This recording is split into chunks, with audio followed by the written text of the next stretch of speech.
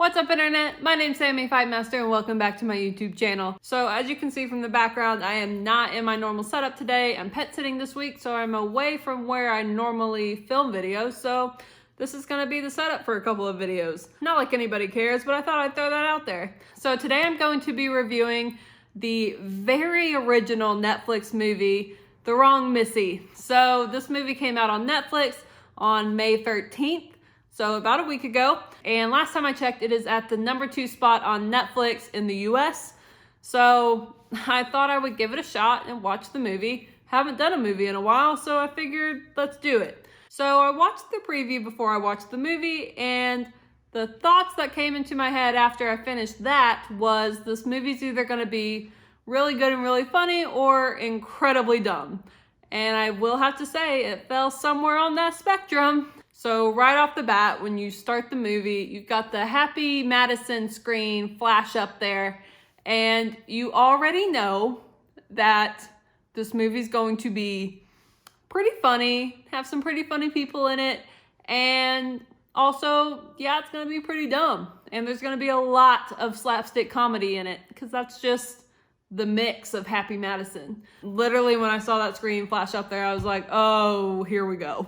And I had to kind of prepare myself for a minute. So the movie stars David Spade, who plays Tim. He's kind of a big shot guy in this sales agency in Portland. And he's been a little unlucky in love.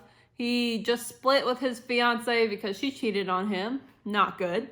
And so he gets set up on this blind date with this girl, Melissa, who goes by Missy, who is insane. Like, it is the worst date ever to happen. Like, she definitely has a lot going on in her mind at all times, and she has no problem sharing it with anybody in her vicinity. There's no shame in her game, that is for sure. But, you know, that's a little much for Tim and for, I think, pretty much every other person on the planet. And he decides that's not for me. So he kind of quits that.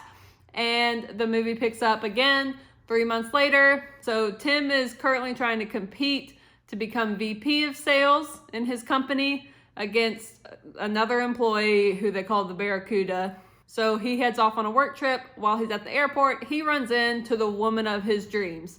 She is basically the female version of Tim, but a whole lot prettier. So they match so well, they get along really well, and they exchange numbers. Turns out her name is also Melissa, and Tim kind of starts a texting conversation with, he thinks, the new Melissa, but that's revealed to not be who he's been texting. So he invites who he thinks is the new Melissa that he met at the airport on a company retreat to Hawaii.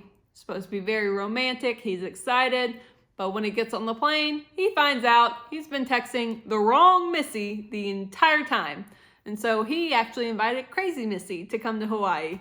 And that is a lot for Tim to digest in a very short time. And so now Tim is going to be trapped on an island with this woman who he doesn't like and is kind of terrified of.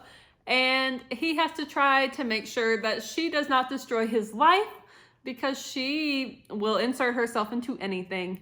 This movie was something. It's a very Happy Madison production. It was funny, but I could also feel my brain cells just dying off like one by one the longer I watched the movie. It was really hard to get through the first half of the movie because, like, the actors did the best with what they had, but the story, the writing was just horrible at the beginning, and it hurt. It physically hurt me to watch more. The movie definitely got a lot better by the end. It still wasn't awesome. This is not some cinematic genius film that you are going to be watching if you watch this movie. Like I said, this movie stars David Spade. Lauren Lapkus played the wrong Missy, and she's hilarious. She's in a whole lot of comedy things. And it also had Nick Swartzen, Jackie Sandler, Rob Schneider, you know, the normal Happy Madison crew. It was funny. I'll say that. It was funny. My life is not better for watching the movie. I'm gonna give this movie 3 stars because, like I said, in my opinion, it started off horribly, but then it did get better towards the end. The acting was good for what they had. They did it very well. Lauren Lapkus made me so uncomfortable, so I gotta credit her acting for doing that. It's just not a great movie. It's funny, it'll be entertaining, but it's not like the best movie you have ever seen. It does not come close to that. If you want to watch the movie, go watch the movie. I'm definitely not going to say that you have to.